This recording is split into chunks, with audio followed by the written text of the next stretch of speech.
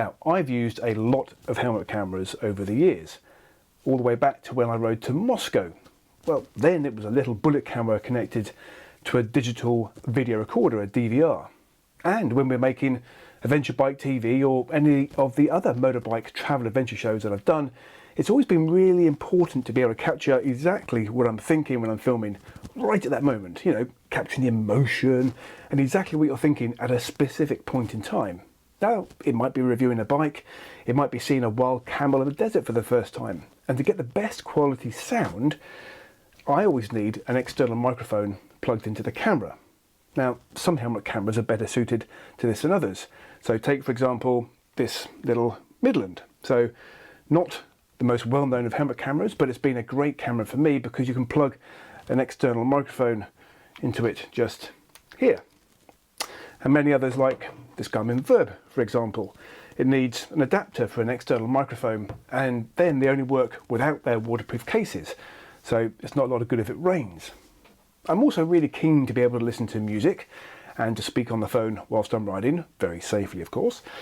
But this can mean several attachments on the outside of your crash helmet, unless you're using something that's integrated. Which brings me to the latest incarnation of the Sena 10C. This is the Sena 10C Evo. It's an integrated camera and intercom system. Now, I've seen these around, but I've never had the opportunity to use one. So I'm actually rather excited about the opportunity to try it out and see how well it captures the video and audio as well as working as an intercom. So here's just a few specs on it. It's got a 125-degree viewing angle, and you can rotate the lens up to 30 degrees to compensate for any tilt in the camera you get from attaching it to the helmet. It takes ultra high definition video at 2160p. The intercom is meant to work at about 1.6 kilometers and between 4 people. It's also got a built-in FM radio tuner with a station scanner, and it will connect to a smartphone app for your iPhone and your Android.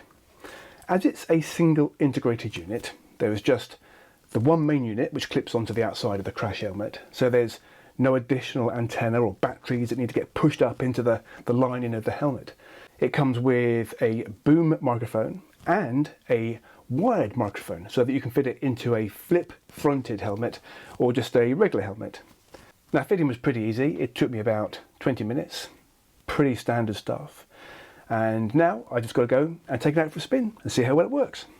Okay, so one flick of the switch turns the camera on, and then hold it down for a second, and it says recording, so that's the video recording. And as you'll see from the video, my helmet has 2 cameras on it, but I'm testing the Sena 10C Evo.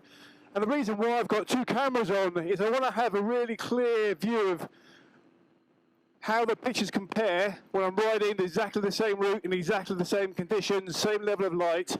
So I've actually got a Garmin 360 Verb on there as well. I'm quite glad in some respects that the weather is how it is, because I wanted to have dull weather, because I think that's really a key place where you get to see how well a camera works. I mean, almost any camera gives you a good picture in bright light.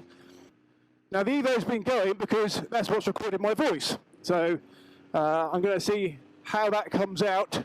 As I said in the intro to the video, capturing the voice is really, really key for me. So I want to capture the moment, you know, what something's like, what I'm thinking. But I'm just going to switch the other camera on now. So we should get a fairly clear idea of how these two things compare in their picture.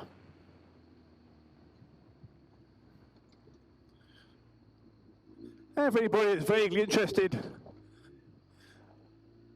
I'm not on a modern, well, I am on a fast bike, but I'm on actually a 1997 Fireblade, which is my bike that I've had for, gosh, I think it was a year old when I bought it. A very faithful companion for me. When I came back and reviewed the footage between the 2 cameras, there were 2 things that immediately struck me. The first one was the clarity and depth of colour on the Sena, which was really standing out head and shoulders above the Garmin. The other one was picking up on a criticism that I had heard levelled at the Sena, namely its apparent lack of image stabilisation.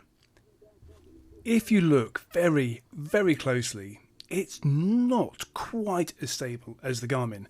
However, the difference is marginal, and you wouldn't notice it unless you saw the two videos side by side.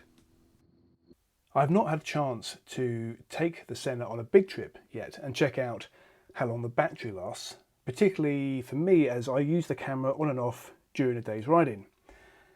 However, having had the opportunity to spend some time with it, I've got to say I think it's a pretty magnificent piece of kit. It's neat, it's tidy, it is unobtrusive, it works great when listening to music, and its video and particularly the quality of sound recording on the camera is fantastic.